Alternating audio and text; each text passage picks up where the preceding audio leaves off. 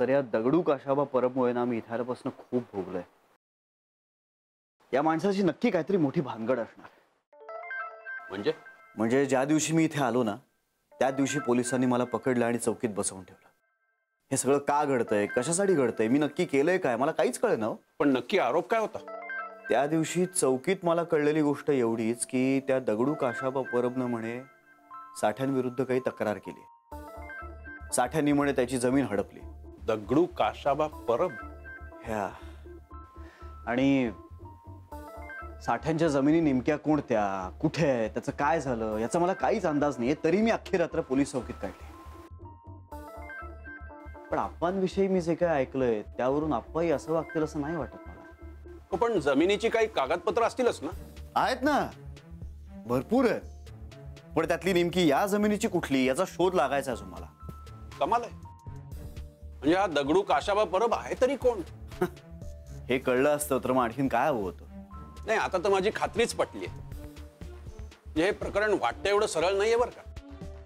म्हणजे बघ ना, तुमचे काका कोणाची जमीन हडप करणं शक्य नाही, माझी आई कोणाला जमीन विकणं शक्य नाही, तरीही हे घडलंय.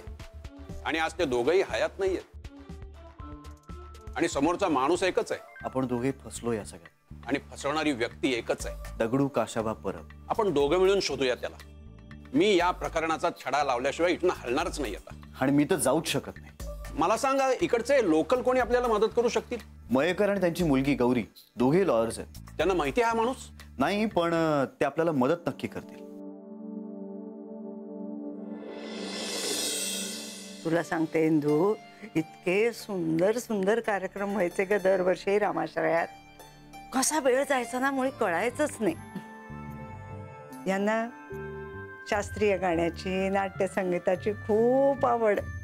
अगं आपल्या या घरात सुद्धा किती मैफली झाल्या आहेत. आजूबाजूच्या गावातनं दर्दी लोक यायचे हा ऐकायला. हे सुद्धा खूप छान गायचे आणि कधी कधी गायचे बरं का मैफलीत सुद्धा. हो का?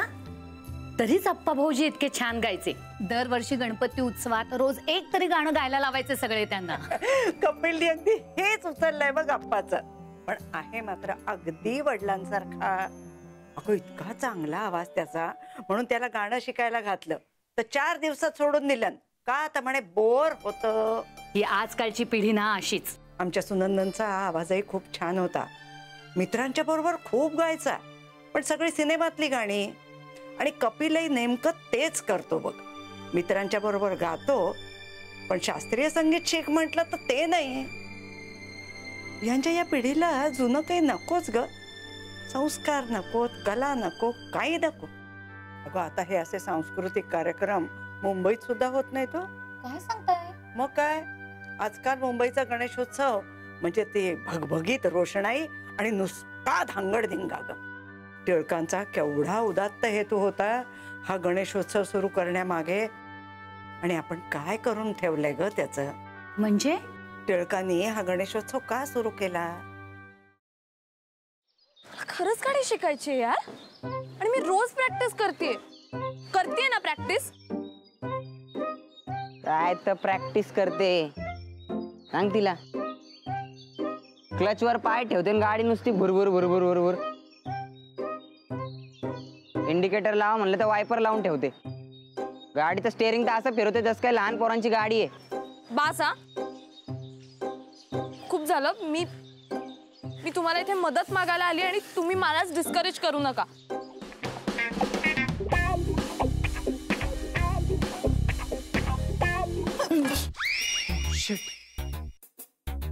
तू पण इथे लपलीयस?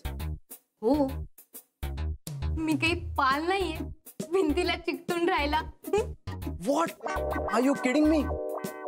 अशा सिच्युएशनला तुला विनोद सुचू शकतो?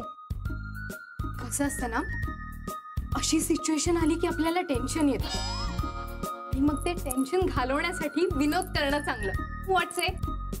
नाही.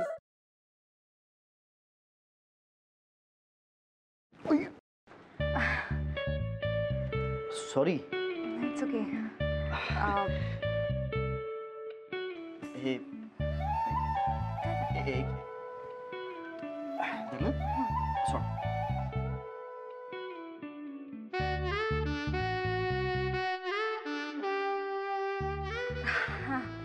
थँक्यू. अरे त्या दिवशी ना माझ्या फ्रेंडचा फोन आलेला आणि ती अचानक मला बोलायला लागली की तिला कॅम्पिंग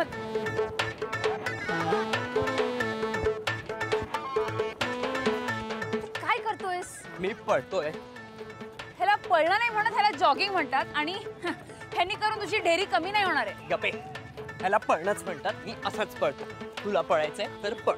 अरे पण तू का पळतोयस? अरे आपले मित्र आहेत ना, त्यांना विचारायचंय त्यांची युवागिरी काय आहे. वा, हो चल.